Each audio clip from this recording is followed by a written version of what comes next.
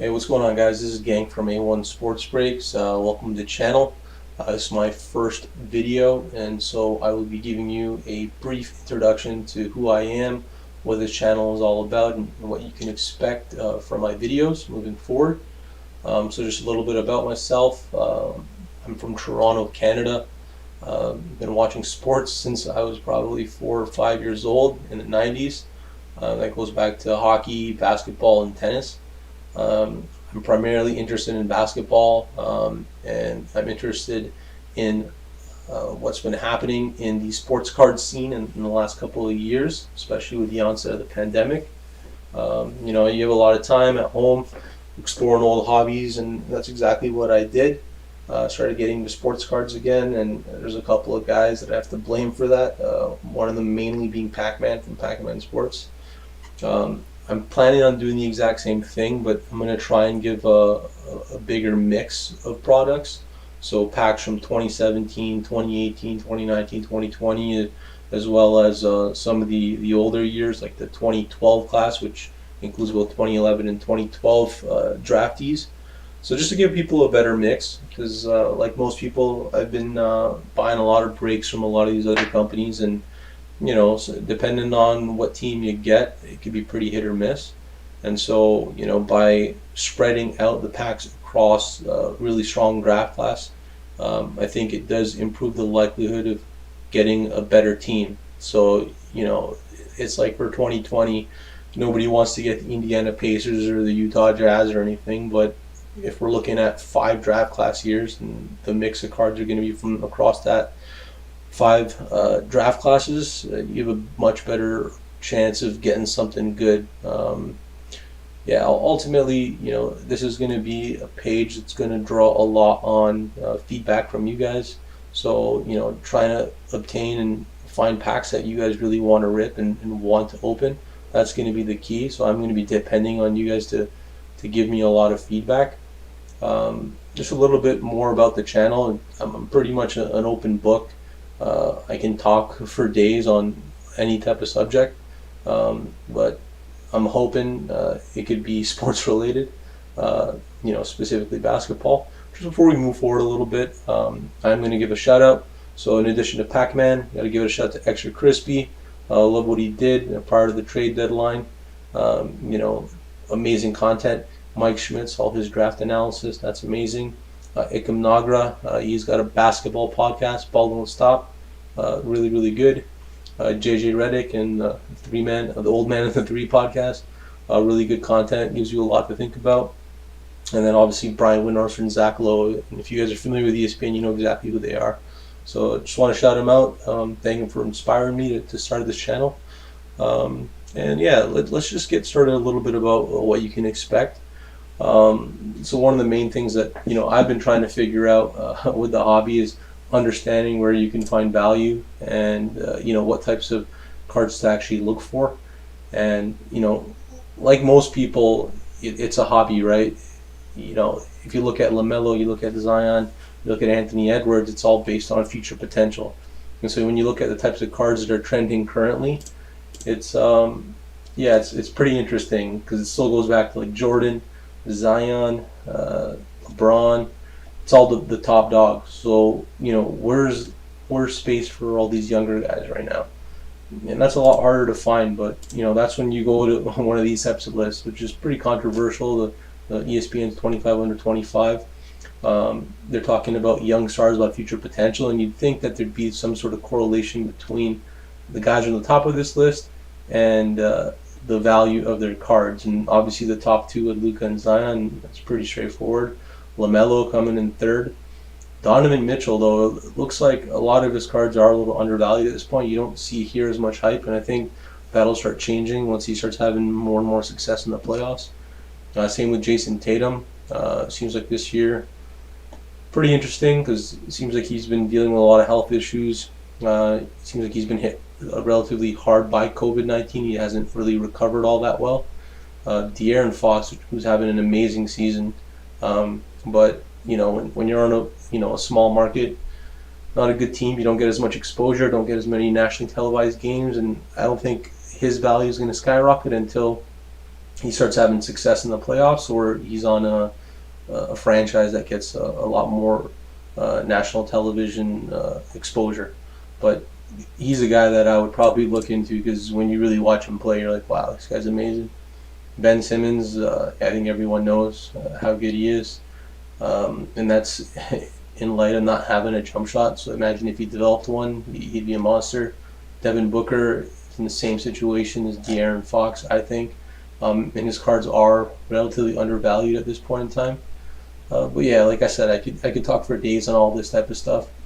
Bam, Bam's an amazing player, and this is one of the things, the issues that I have with the hobby so far is that, you know, because a guy like Bam, who is probably one of the most, like, I would say, valuable players to a really good competitive team, because his game isn't as flashy as, you know, guys like Zion or LaMelo or Luca, he doesn't get the due that he should, and so the values don't necessarily correspond with how good the guy is at basketball.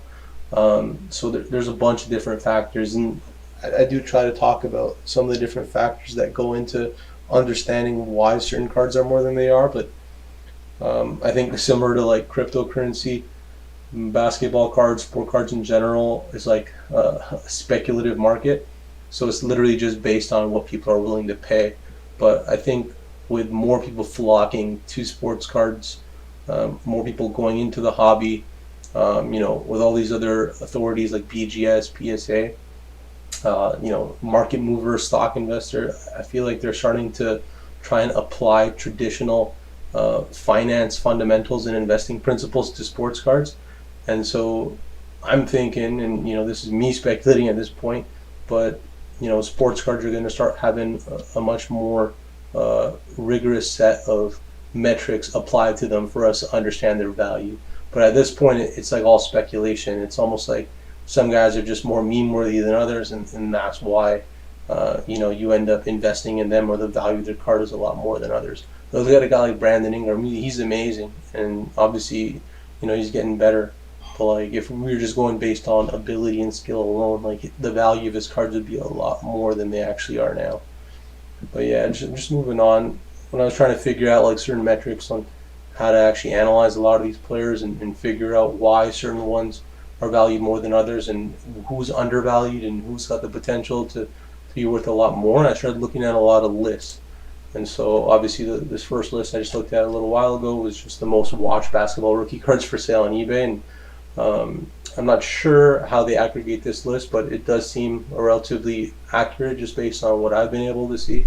So like I said before, you got your Luca, you got your Jordan, you got your LeBron, you got your Zion. You scroll all the way down to the bottom, and there's a list on other trending rookies as well. Look at Anthony Edwards, 165 people watching his cards. And I'd say that this is pretty good indication of what type of cards to target, and where all the money is being spent. But if you go down, they also recommend a couple other players. Most watched cards are Zion, Luca, Giannis. You know, the main MVP / star quality type of players that you're going to want to target. That being said, I'm surprised that meme-worthy players aren't like valued higher than they actually are. Guys like Scalabrini, and guys like JaVale McGee, guys who have given us, you know, priceless memories over the years when it comes to, you know, taking in basketball. But yeah, like Charles, like you look at Charles Barkley's cards online, like you'd figure that they'd be worth a lot more, considering he's a Hall of Famer. You know, he's Sir Charles Barkley's been knighted by the Queen of England, but he's not. It's like the market hasn't caught up with his actual value and what he should be valued at. But yeah, like I said, the market's speculative, but it doesn't hurt to try and think about these types of things, especially when you're trying to like find opportunities. You know, whether you're looking on eBay or you know, ComC, or you know, various Discord channels, Kijiji. It's good to think about this type of stuff. Yeah, another article I was looking at, the All NBA meme team. Like I said, I personally just like players like this, like JaVale McGee, Meta World Peace, poor Delonte West. His story is crazy, kind of tragic. But yeah, I found out that his story took an interesting turn. I'm hoping he's getting the help that he needs. James Harden, obviously. Joakim Noah's got interesting. Or J.R. Smith, come on. So many memories, so many priceless moments. You'd think they'd start adding some of his moments, especially when he's celebrating championships on Top Shot or something, but I guess we'll be able to tell in time. Sasha Vujacic. I knew he was big in LA. I don't know if I would target him. Chris Anderson, he had a little bit of a cult following. But anyways, at this point I'm rambling, so I'm just going to run through the rest of these links I've been looking at. Another thing to consider is just brand values or brand power, and their global marketing reach of players. So it's like, a guy might just have really really good branding, and he might not necessarily even be that skilled on the court, and that might translate to the value of his cards. But in this type of situation, you're looking at the world's highest paid athletes, and that's not just from salary, but endorsements and everything too. And look at basketball, it's like, those are the cards that a lot of people would say are the value the most, right? But then who's next on the list? You got Paul George at 5. I don't know, man. Playoff P, I feel like his value's been taking a hit until he proves otherwise in the playoffs. His card values might not be where they should, but never know. It could be a buy low moment right now. Durant, nothing to say here. I think that little PR scandal he had with Michael Rappaport might affect the value of his cards, but probably not significantly long term. And it looks like I can't find. Oh, there we go. It's the next page. Russell Westbrook. Poor guy. I don't know if you guys saw that video of Stephen A. Smith basically saying at this point in his career he's proved everything except for the fact that he can win at the highest level, which is an NBA championship. And I'm of the opinion that he would probably be the third option on a championship team, and right now he's the second option, but you get one other like bona fide star alongside them in Washington and let those rookies develop and just get some real good switchable guards and forwards. I think Russell Westbrook's value is going to increase, and so are the value of his cards. Steph Curry, I don't need to talk about this guy. He's literally changed the game of basketball. We all know about him. All right, so I was trying to find out like this whole advanced analytics, I guess the onset of advanced analytics, and trying to find out what types of metrics and stats actually truly reflect the value of a player to his team, or just an understanding of where they fall in terms of the history of the game and the Hall of Fame. And the two statistics that I found probably reflect or give us the best indication of who the best player of all time was across eras are two metrics. So one is win shares. So let's talk about that a little bit. So obviously Basketball Reference, I'm pretty sure everyone knows what this is. It's like an encyclopedia of basketball statistics. And you look at the win share numbers for the NBA, and this is overall all time. And it's like the list itself is just like, okay, these are like undisputably like the best players to ever play the game. And it's interesting to see how they rank them, because you look at the GOAT conversation between LeBron and Jordan, and it's like, wait, whose card should be worth more, and who's probably the better player? I've always been against making that argument, because they played in different generations, different times, different competitive advantages. But yeah, it's definitely a really good list to understand like who the best ones are. And I think it's interesting to go down this list and then figure out how like current players in this current era fall on this list and who might be undervalued. Look at this guy. I feel like the value of his cards are truly not in line with how valuable he was to his team's success. KD obviously is making his way up that ladder. You got Pippen, Larry Bird, Jerry West, all these guys are fine. Nowitzki, like, it's actually crazy to think, like, yeah, he won that championship, but how much success he actually had in the playoffs. I think it's pretty crazy when you look at his actual win shares percentage over the course of his career. You got Leonard making his way up those ranks. Chauncey Billups, man, probably my favorite player from back in the 2000s. Amazing. This list is actually pretty interesting. If you're like a true collector and you're trying to figure out who you should be targeting, whose cards might be undervalued, This stuff might be worth looking at, but in today's like meme culture, hype culture, it might be better to just target the young rookies. Let's see the next statistic. So endorsement earners. So that's a pretty good indication on who to target. And it's funny because the guys on the top of the list are guys like Shaq, who literally he'll advertise for anything. But I'm LeBron here. Zion, obviously, with all his endorsements, he's going to be everywhere. He's going to be one of the faces of the league. His card's obviously valuable. Steph, Clay, Kevin, they're all there. Small market success. Giannis is doing his thing out there. Oklahoma City is probably going to be on the come up with all those draft picks they got going and all the different talent they're going to be surrounding Shea with.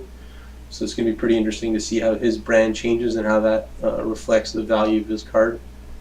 Let's see here, top 10 athlete endorsements. LeBron, Steph, Kevin, Giannis, Russell, Zion, James, Kyrie, Lillard, Clay. See, out of all these guys on this list, I feel like the one guy's brand who hasn't truly matured yet is Dame's. Obviously everyone knows who he is. He's got his rap album, super loyal to Portland. He's got all those crazy iconic shots. But I feel like out of all these guys who are already established stars, I feel like there's so much more of him to come. Imagine surrounding him with I know CJ is good and stuff, but imagine surrounding him with a bunch of really good two-way players and two stars who are two-way players.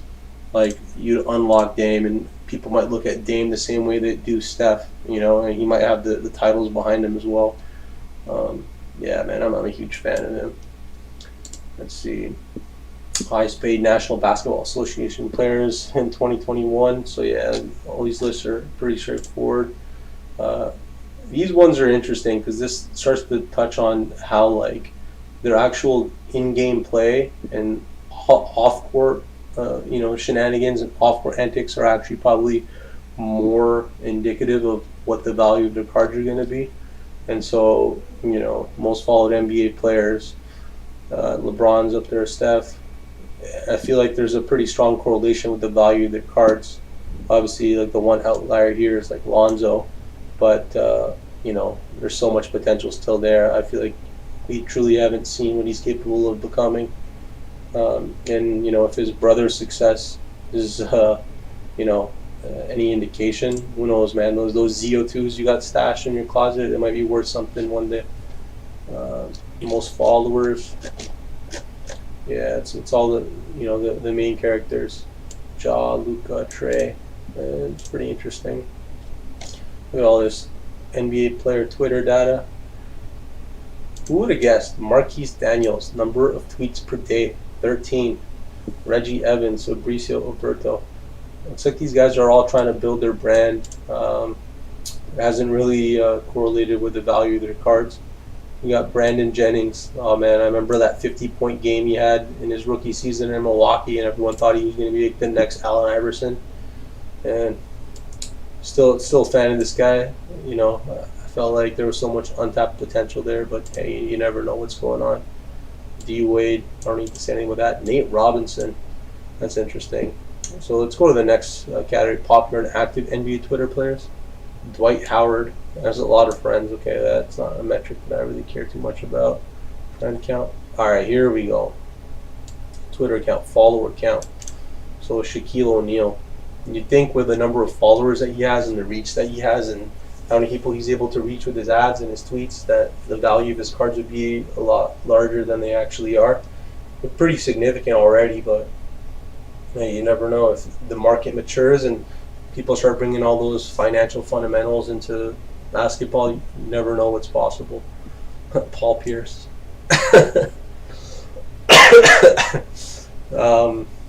You guys can Google that. I'm not going to talk about that. Dwight Howard, yeah.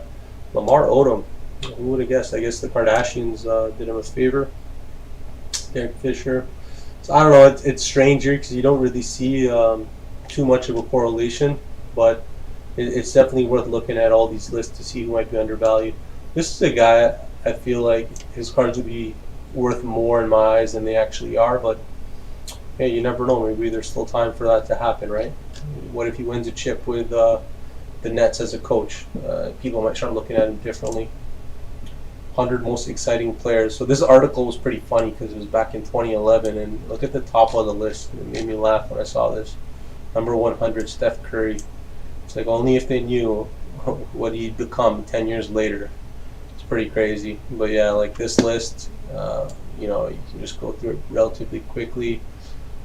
For the time, it kind of makes sense. But it's just like some of these guys, like people completely forgot about them. They're not even in the public consciousness anymore.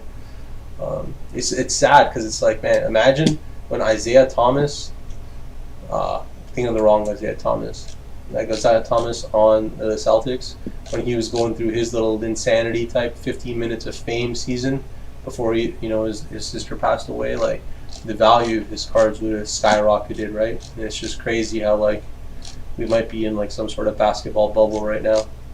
Like Vince, imagine Vince during like the 2000s. Kenny Smith screaming it's over. Oh man, like the card market would have gone crazy for Vince. But yeah, it is what it is, right? Things happen for a reason. Things evolve the way they do. Moving on to the next list. All right, so which one is leaders? Okay, so these are all the different statistical categories that you could look at to try and understand like how to value a guy. Obviously, there's player efficiency. I always look at win shares, and I think it's pretty interesting when you look at win shares for this current season, or per 48 minutes, who's at the top of the list. It actually kind of surprised you, but it also gives you an indication on why teams value guys that you might not necessarily understand why. So like to the casual basketball fan, it'll give you a better indication of like, why a person is more valuable than they actually are and why you can't see certain things. So look at these statistics for the NBA. Single season: Kareem, Wilt, Kareem, LeBron, Jordan, LeBron, Steph, Jordan, LeBron. It starts to add up. It seems like it's probably one of the best indicators for true like impact on the court. So like, not looking at points separately from assists or blocks. When you combine all those metrics, it gives you a pretty good understanding of who the guys are, like how effective these guys are on the court, even though their play styles are so different. Let's go to season by season if I can find that statistic. Win shares year by year. Let's look at this year, 2020, 2021. It's Nikola Jokic, and in a lot of people's minds right now, he is the favorite for MVP. But look at that run Harden had. It's pretty interesting, right? Because I think these statistics are taking into consideration the regular season, but I think what we would want to look at is the playoffs. So let's go down to playoff leaders.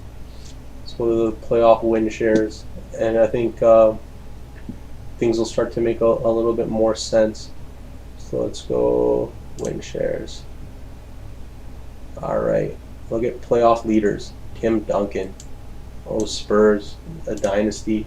LeBron, Dirk, LeBron, Kawhi, LeBron, Jordan in the 98 season. It's like, I don't know, man. All these lists that we've been looking at, it's like who's at the top of all these metrics, And it's like, even that if you do the eye test that Stephen A is always talking about, come on, man. I don't know. If you're going to try and compare people across generation, I feel like you can't deny what this man is doing. But yeah, look at these metrics. It's pretty interesting things to consider. Let's go to player efficiency. So this one's a pretty interesting metric that I was looking at too, to understand like why certain cards are valued as high as they are and why certain ones aren't, and who might be undervalued. So look at this guy right here for this season, Mike Conley. People are still sleeping on him, and he barely made it in the All-Star game.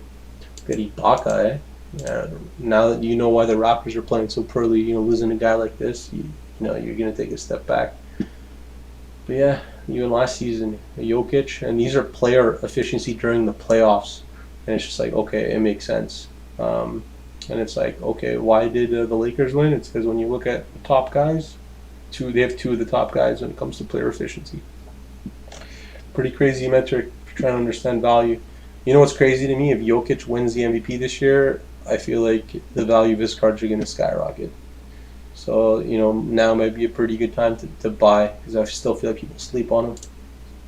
All right, those Winsters you're looking at. Okay, so, this is a conversation for another day if you guys are actually into this, because I don't even know if my rambling is entertaining at this point.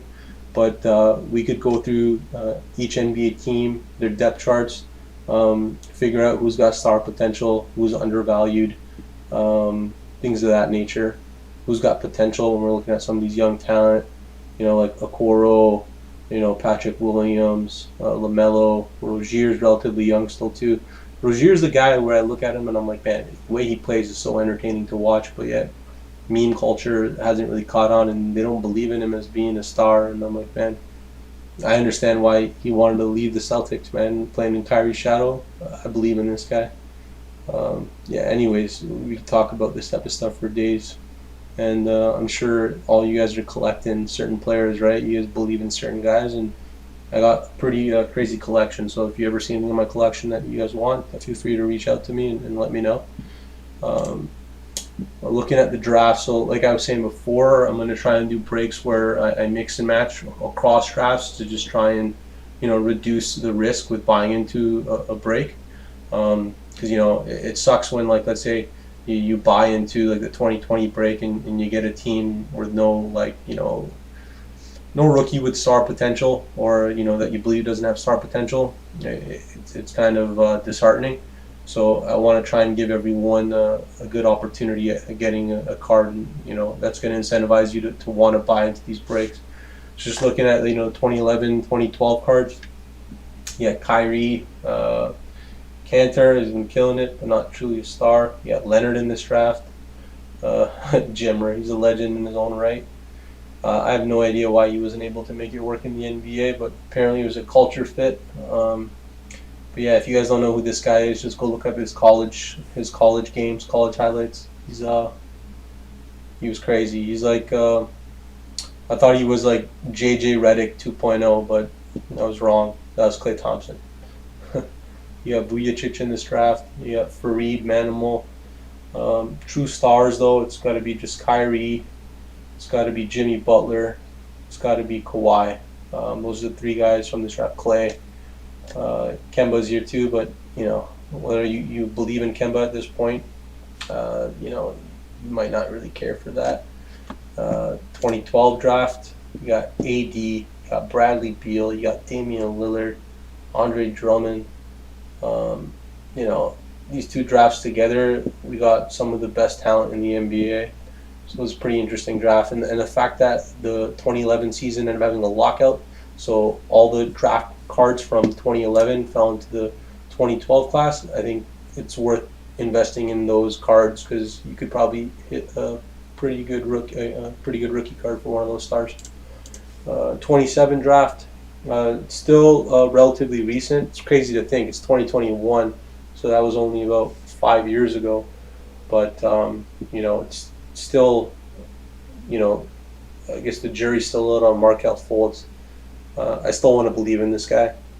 Alonzo Ball, I don't think we truly know who he is as a player yet. I think he could still evolve given the right opportunity. Tatum, I think we just got to look at who he was last year. Trying to put too much on what's been happening in this COVID pandemic year. De'Aaron Fox, I told you, he's ascending. Malik Monk still got potential there. Donovan Mitchell, Bam. This draft, I like this draft. Jared Allen, OG still, developing. Kuzma, I feel like Lakers fanboys are probably going to jump on him. But yeah, this is a pretty good draft to target as well.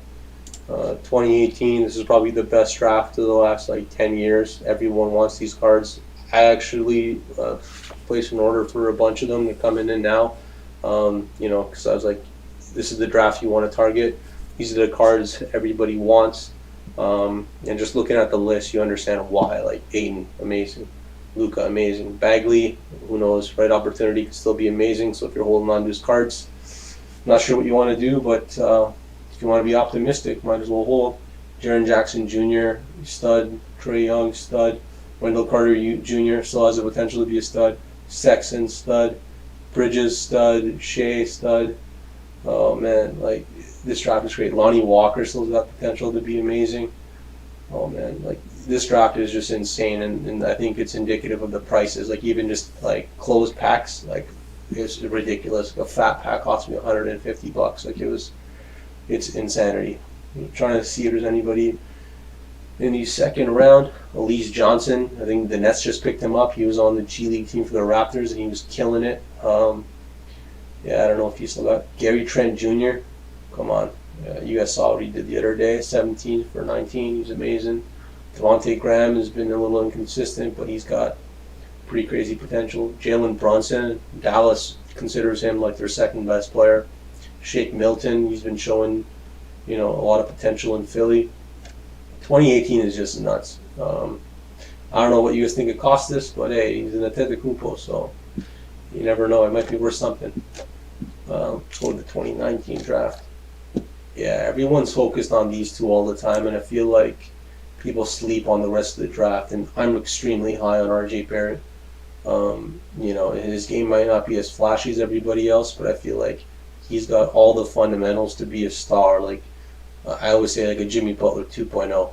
And I feel like his cards are super undervalued, and that's why I've kind of stocked up on a lot of his stuff.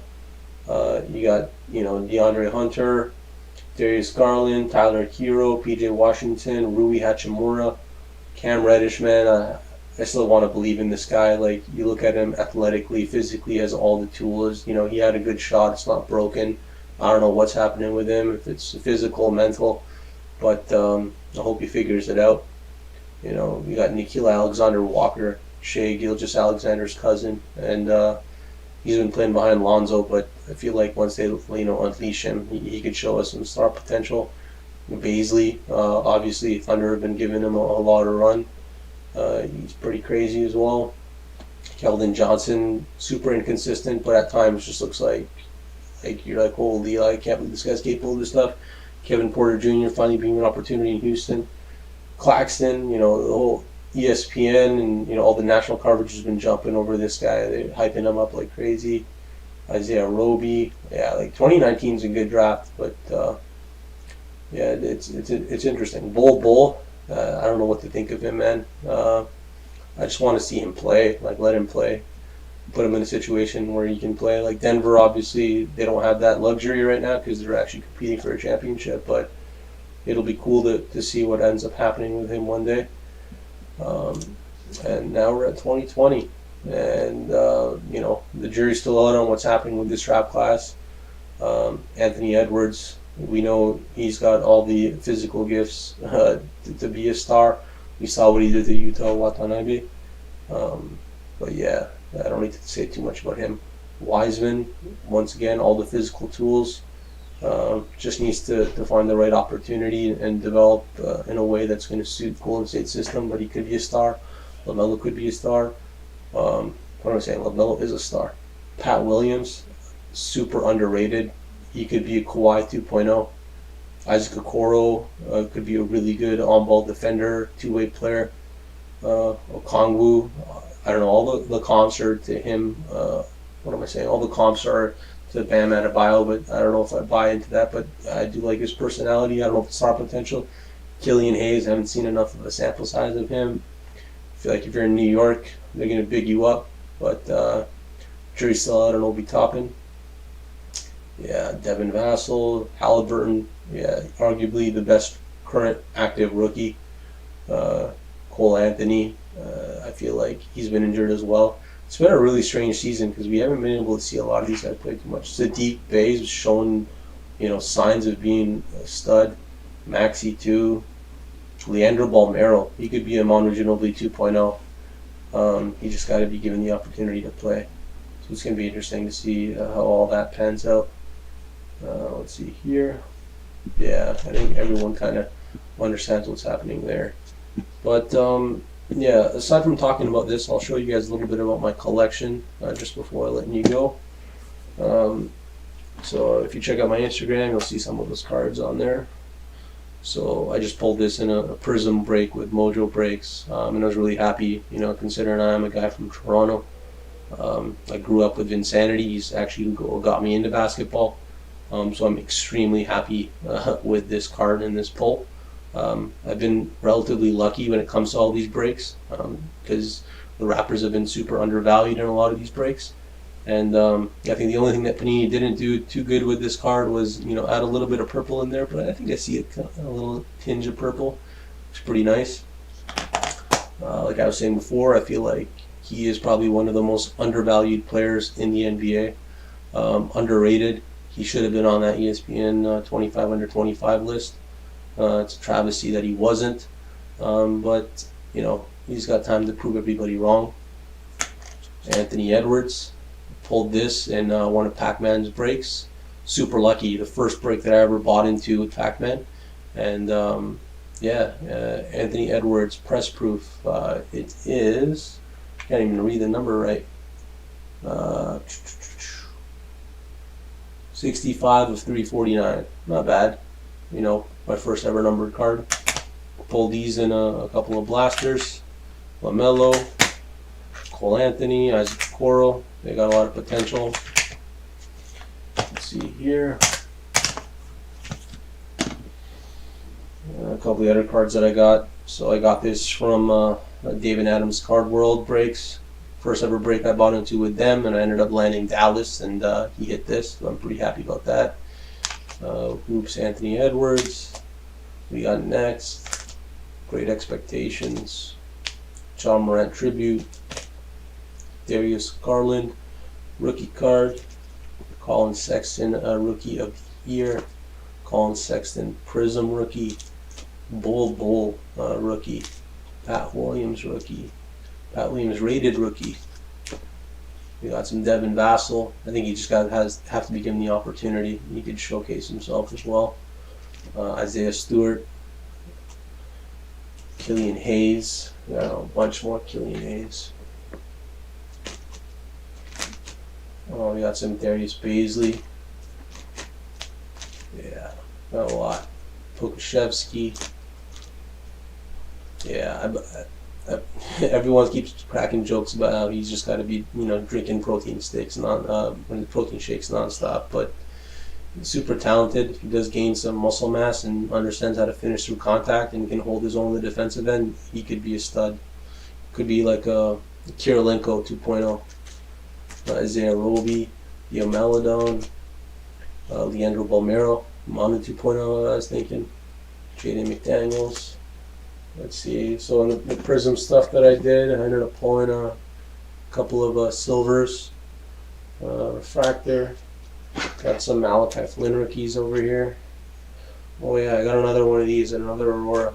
I couldn't turn it down. The price was too good. Let's see what else I got here. Oh, there's the Flynn I was talking about. Yeah, got an orange laser. I got a lot of these rated rookies. Too many. So hit me up. I got like 4 Edwards. Noara, I know people are high on him. Vassell, quickly. Toppin. Stewart, Sadiq Bey. Then you have the Pokuševski, Bane. And I kind of went all in. I probably went too crazy with this, but I went all in on RJ Barrett. I bought a bunch of his stuff. Just sell this lot in the future. I'm high on him. Don't ask. Rated rookie, Great Expectations, lottery ticket. Yeah, the tricolor one. I like this one a lot. And far out. Apprentice Artists. Smashing this. And then I ended up hitting a couple of these as well. Colby Whites. Chillin McDaniels. This is funny. It's the first auto I ever got. Ridiculous. Jersey series. It's crazy. Kevin Love. Alright guys. I think that's enough for today. Yeah, if you don't mind, like, subscribe, comment below, with any feedback. I'd like to hear on your picks for who the most underrated players are currently in the league. Players who got star potential, whose cards might be undervalued. I think those would be pretty awesome things to talk about. But yeah, thanks for watching this video if you made it to the end. Feel free to follow my channel on YouTube at A1 Sports Breaks, as well as on Instagram at A1 Sports Breaks. Website will